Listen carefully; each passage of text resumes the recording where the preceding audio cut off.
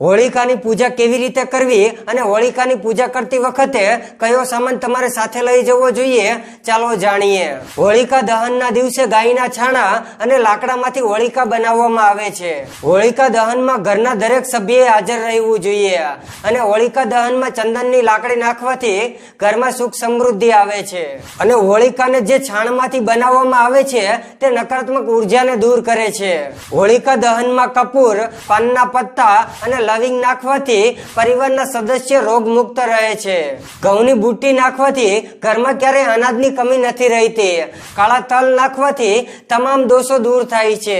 હવનની સામગ્રી નાખવાથી વિવાહના યોગ બને છે અને વૈવાહિક જીવન સારું ચાલે છે। સૂકું નાળિયેર નાખવાથી માં લક્ષ્મીની કૃપા હંમેશા તમારા પર બની રહે છે અને તમારા તમામ દુઃખ દૂર થાય છે।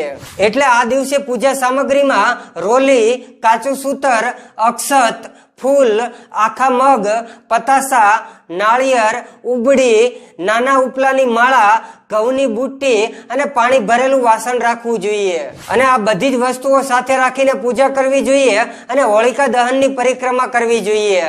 જય માતાજી।